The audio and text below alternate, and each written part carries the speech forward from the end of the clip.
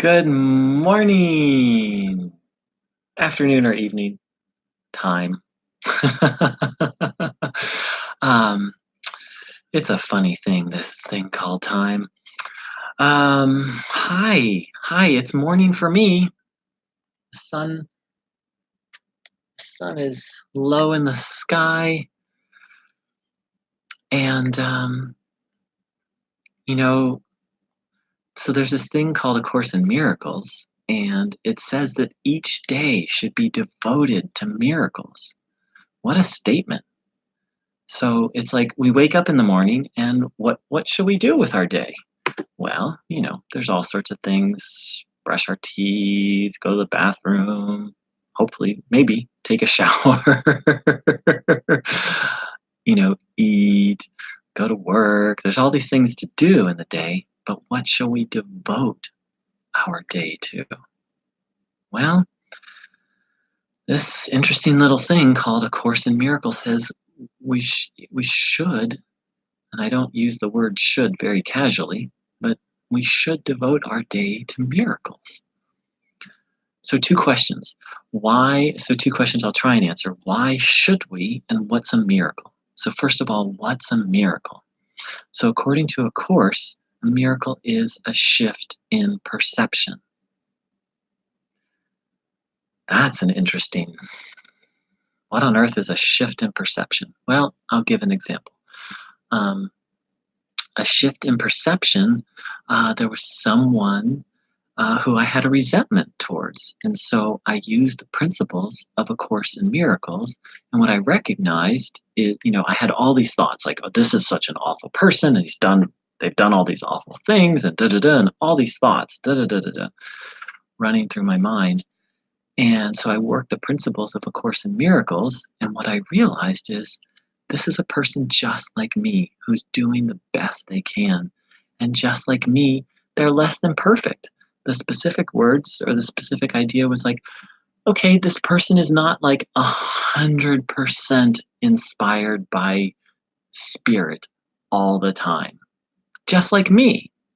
They're a person who's seeking to live an inspired life, and just like me, they're currently less than perfect at it. That's a shift in perception. And with that, just I went from resentment and anger to peace and even love for this person because then I could see the good that they had done. I was focused. When I get into a resentment, it's like that the person might as well, not really, but it's like they might as well be Hitler, right? Like they're all evil and they're all awful and da, da, da, and these thoughts are running and the body gets all churned up and it's just like, it's crazy. When I get into resentment, I don't know about you guys, but when I get into resentment, I do it. Like I just like this person is just all bad and all wrong and they're evil and like it just gets full on. And so and so that's an example of a miracle. And miracles can um and so most people think of miracles as sort of like physical healings or like what we think of as physically impossible.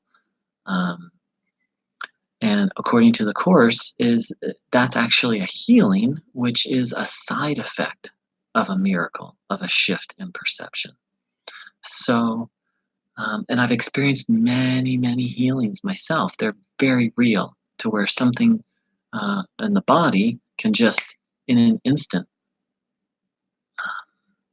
be healed. So, and so basically, according to the course, when we work miracles, then healings are what happen.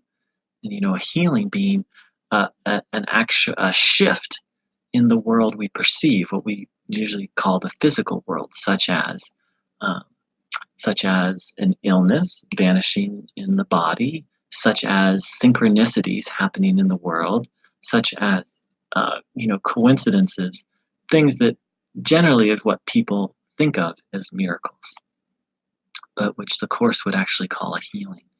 So, so there's a simple, hopefully accurate according to the Course definition of miracle. So, so a shift in perception, and they're almost, they're really based in forgiveness, just as the example that I just offered. So why should we devote our day to them? Okay, it's a really big topic, and it's actually one of my favorite topics.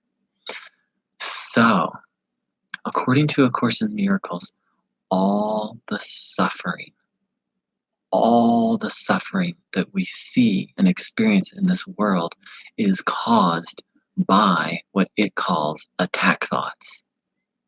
Attack thoughts are any form of judgment that hurt. And in the end, judgment's a tricky word, but so let's just keep it really simple. That again, all the suffering in this world is caused by our attack thoughts. For example, I was having attack thoughts about this person. He's awful. He shouldn't have done this. He's harmed so many people. He's an, da da da da da da da da da. And so, also according to the Course, there will be an end to all suffering. That's a very bold claim. The Course in Miracles says a happy outcome to all things is sure. The end of all suffering is, according to A Course in Miracles, it's a done deal already. In eternity, it's been already done. In time, it's inevitable. Time will come, as we know it, will come to an end. Or maybe to put it more simply, all suffering will come to an end. And this is the good news. This is the really good news. And we can help shorten the amount of time in which that inevitable outcome happens. The way to do that is miracles. So, that's a lot of really deep concepts. So let me review again. So, according to A Course in Miracles, the end of all suffering for everyone and everything is inevitable, which is actually what early Christians believed. Early Christians were universalists. They believed that Christ would save everyone, that was the inevitable outcome, that was the good news. And whether or not you're into Christ or not, this idea of universalism is one of, if not the most profound spiritual ideas I've ever heard, that the outcome is inevitable, whether you call it salvation, enlightenment, liberation, healing, freedom, that the complete healing of everyone, the complete salvation of everyone and everything is inevitable. And that's really what the Course in Miracles says. And the time at which it happens, that inevitable outcome happens, can be decreased by you and me and others through this very simple thing of working miracles. And a miracle, again, is a shift in perspective that ultimately comes down to forgiveness. Why? How does all this work? Because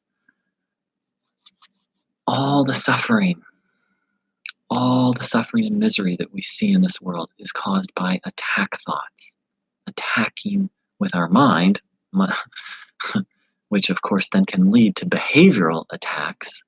But if the Course is right, I believe it is, and you need to investigate it for yourself and find out if it is right. I've also not just believe it is, I've experienced the truth of what it teaches. So, if all the suffering is caused by attack thoughts, and the way to overcome attack thoughts is forgiveness, which is the true expression of what a miracle is forgiveness, a shift in perception, then we should devote our day to miracles. Why? Because we're basically shortening the amount of time it takes for everyone to be in heaven. And by heaven, I don't mean the Christian understanding of heaven. By heaven, I mean eternal, infinite love, bliss, joy, oneness forever. Like a party that just keeps expanding forever and ever and ever.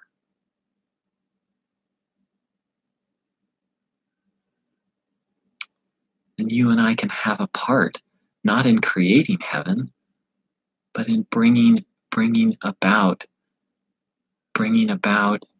um, and not the entrance of someone or something into heaven,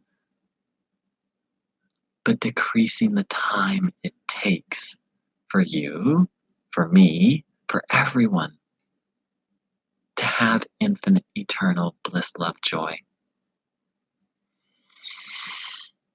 That's some good news, and that's why each day should be devoted to miracles. I don't use the word should very often. It's a very dangerous word. And I think this should is true. Every day should be devoted to miracles. So let's do it.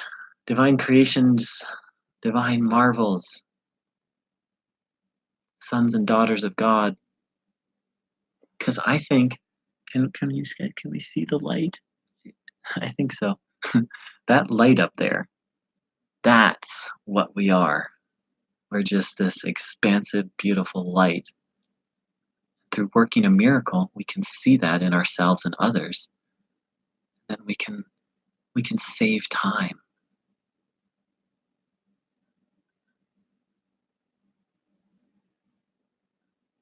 In the manual for teachers of A Course in Miracles, it says the miracle worker starts off their day by asking, how can I save time today?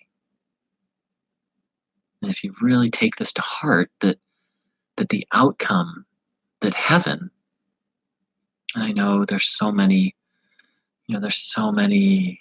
yucky connotations of that world taught by people who, aren't in touch with heaven. Well, that's another video.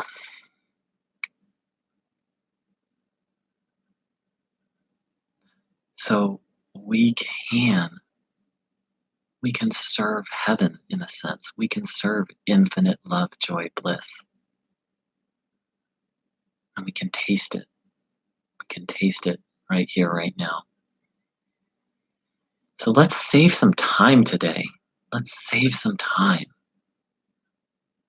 for us, for those we love, ultimately for those even we don't love, but we can start with the ones we love. Like that fires me up. Like, oh my God, I can save time for the people I love. Meaning, what does save time mean? And according to A Course in Miracles, save time just means decreasing the amount of time, the amount of experienced time that it takes for everyone and everything to enter heaven. Let's do it. Could save time to where everyone and everything looks like that. Looks like sparkly, shiny light. I hope the light can be seen in this video. Ah, yes it can. Okay, good. We can walk around the world and we can, heaven is the place where everyone and everything just shines with that light. And every encounter we have with everyone and everything just makes that light brighter, that joy. And we can help bring it about sooner. And if that's not good news, I don't know what good news is. All right, miracle workers, take on the day. Save some time. Mwah, mwah, mwah, mwah.